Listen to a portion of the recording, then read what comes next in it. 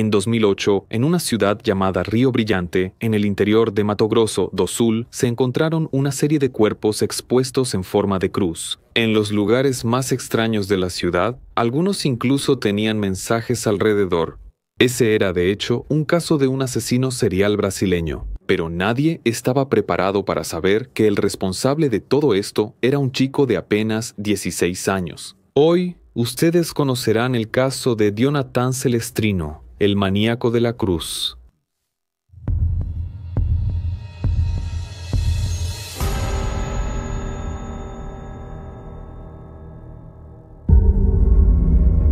El 2 de julio de 2008, la pequeña ciudad de Río Brillante, en Mato Grosso do Sul, despertó con una noticia aterradora. En un terreno baldío fue encontrado el cuerpo del albañil Catalino Gardena, de apenas 33 años.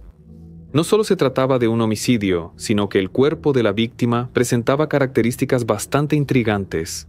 Estaba en posición de crucifixión y en su cuerpo estaba grabada la palabra Jesus Nazarenus Rex Iuda Eorum, acrónimo de una frase en latín que significa Jesús Nazareno, Rey de los Judíos. En una ciudad que, en ese entonces, tenía menos de 40.000 habitantes, obviamente, el caso terminó conmocionando a toda la población. La policía solo tenía a la víctima como pista para intentar encontrar al responsable. No tenían idea de quién ni por qué había sucedido eso.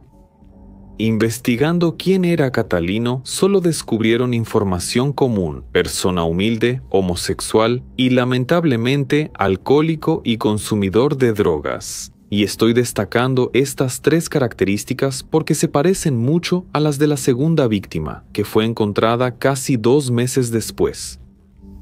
El 24 de agosto, la despachadora Leticia Neves de Oliveira, de 22 años, fue encontrada sin vida, desnuda, sobre una tumba en el cementerio. El informe forense indicó que murió por estrangulamiento. Y, aunque esta vez no había ninguna señal de herida de cuchillo, la posición del cadáver era exactamente la misma en la que fue encontrado Catalino. Crucifixión. Pero esta vez, un crucifijo fue dejado en su cuello. Si la primera muerte causó un shock en la ciudad, la segunda, entonces, además de dejar a todos en pánico, atrajo la atención nacional. En los periódicos, el criminal ya había recibido incluso un apodo: el maníaco de la cruz. El 3 de octubre, Gleice da Silva, de apenas 13 años, fue encontrada sin vida en un terreno baldío. El cuerpo tenía hematomas en el rostro, estaba posicionado en forma de cruz, rodeado de dibujos de crucifijos hechos con papeles, además de letras sueltas que, al reorganizarlas, revelaban la palabra infierno. Lo que intrigaba de esta tercera víctima, en comparación con las otras, era que no había antecedentes de que fuera usuaria de drogas ni de que se identificara como homosexual. Entonces, a pesar de algunas similitudes, el patrón había sido roto. Aunque nadie tenía la menor idea de quién podría ser en ese momento, ya no era sorpresa que la misma persona pudiera estar detrás de los 3 casos. Con el caos instaurado, la policía no tuvo más opción que anunciar oficialmente la caza de un asesino serial. Fue entonces cuando una persona se presentó en una comisaría para dar una declaración.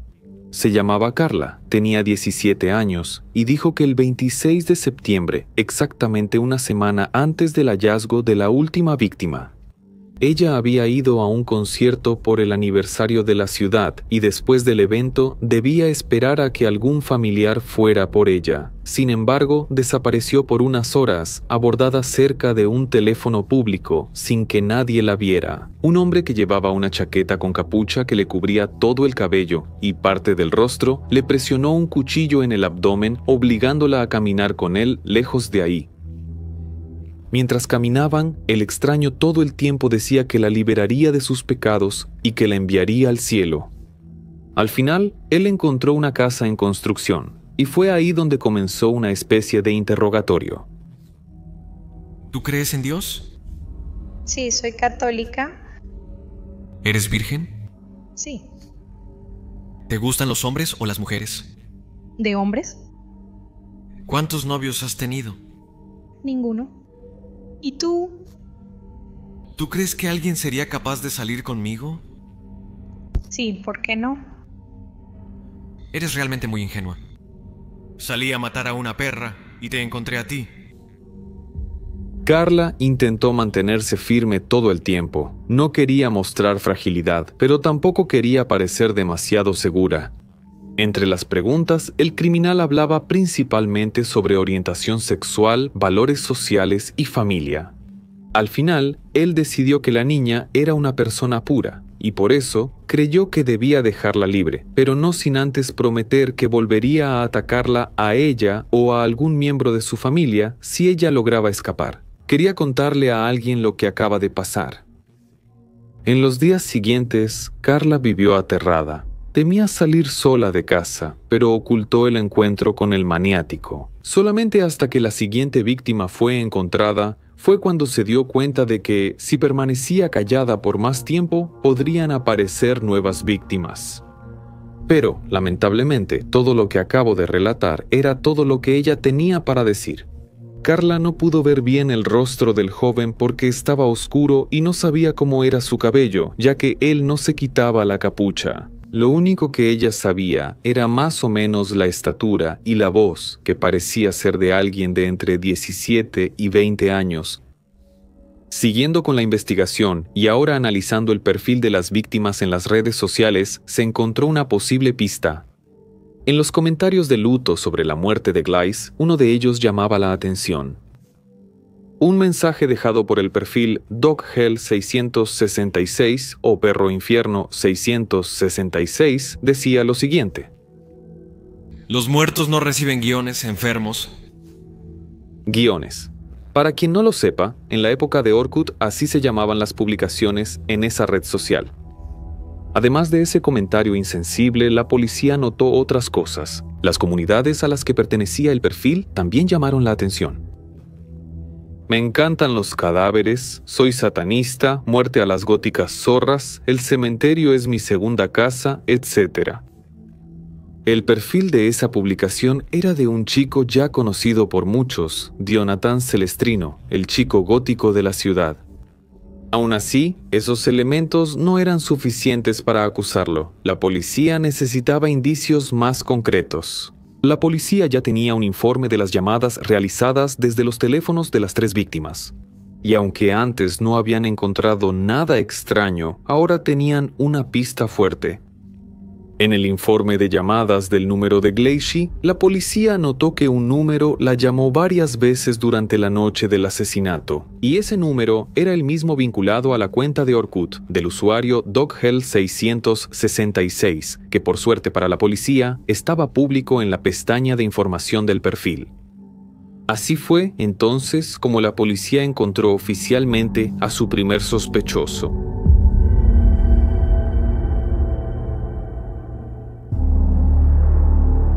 Dionatan Celestrino nació en el 92 en Río Brillante, la misma ciudad donde ocurrieron todos los crímenes, y es hijo de una maestra de la red pública. No se tiene información sobre su padre y solo se sabe que no tuvo una infancia muy cómoda desde el punto de vista financiero, llevando una vida con carencias en una casa sencilla, siendo criado solo por su madre y por una tía que aparecía en la vivienda regularmente. En la adolescencia, Dionatan dejó que su personalidad gótica aflorara.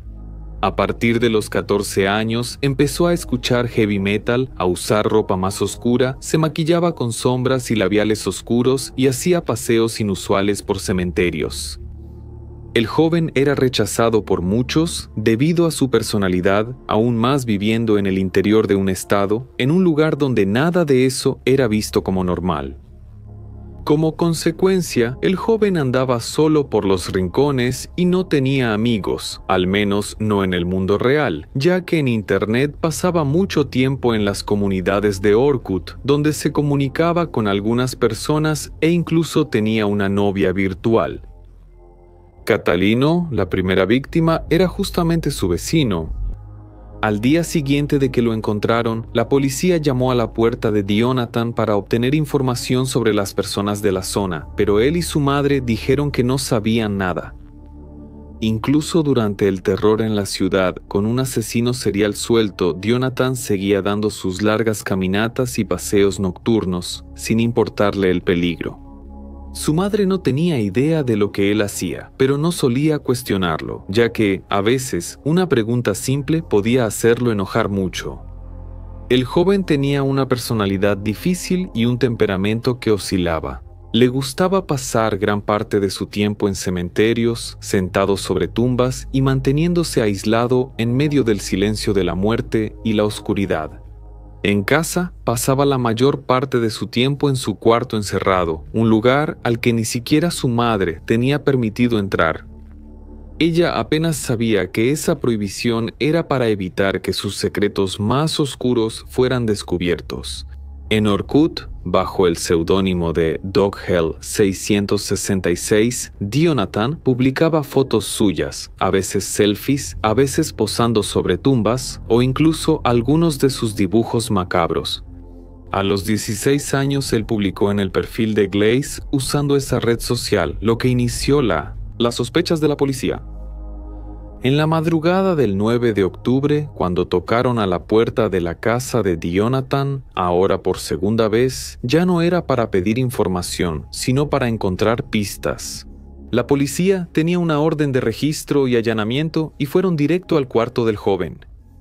Al revisar todo el cuarto, la policía encontró recortes de periódicos sobre el maníaco de la cruz, varias revistas de contenido para adultos, guantes, cuchillos y navajas aún ensangrentados, además de prendas de ropa, accesorios y otras pertenencias de todas las víctimas, incluyendo el celular de Glaze y una lista con los nombres de las personas que ya había asesinado. Y, para añadir a la locura de los materiales encontrados en ese cuarto, una foto del maníaco del parque estaba pegada en la pared de la habitación.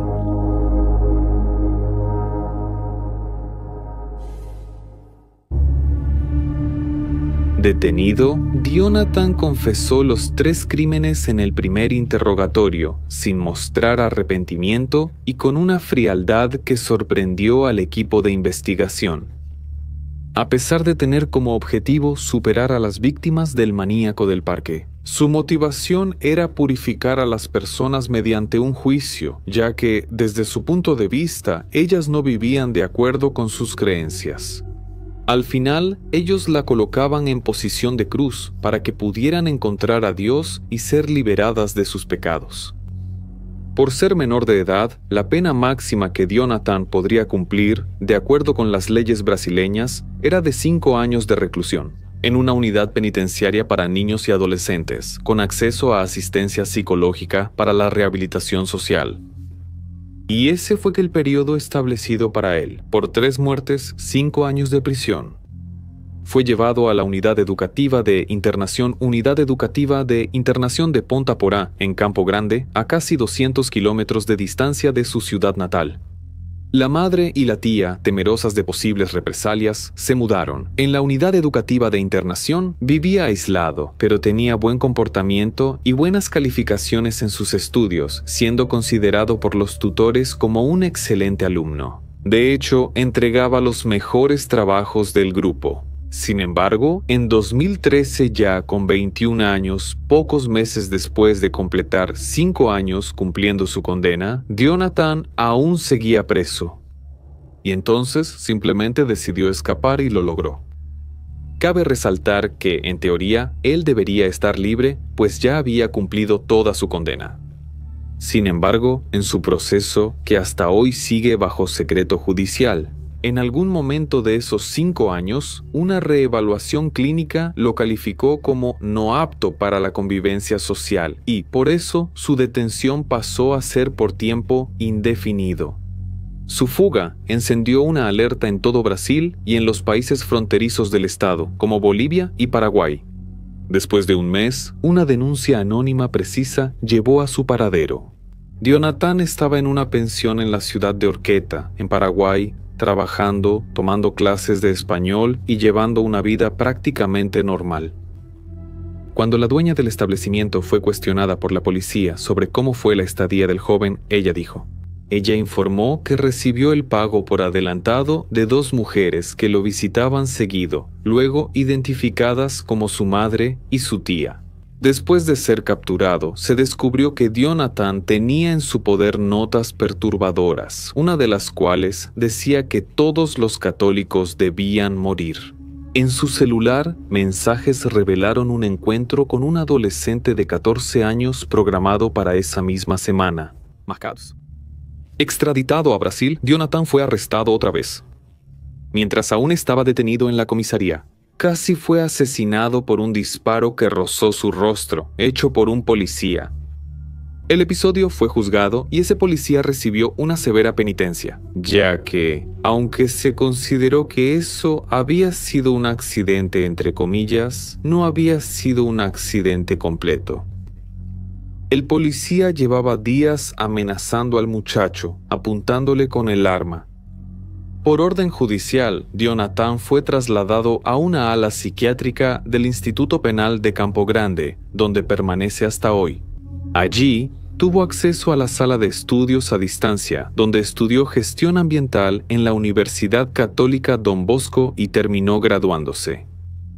En mayo de 2023, el Consejo Nacional de Justicia publicó una resolución estableciendo el cierre de todos los hospitales de custodia de Brasil hasta mayo de 2024. Estos hospitales, también conocidos como manicomios judiciales, instituciones reservadas para criminales con trastornos mentales, albergaban a detenidos como Jonathan. Por eso, hoy, él solo está preso y no recibe ningún tipo de tratamiento relacionado con la salud mental. Con más de 30 años, él pasa la mayor parte del tiempo aislado debido a castigos frecuentes. No puede salir al área abierta con los demás presos, debido a sus constantes involucramientos en peleas con los internos y agentes penitenciarios.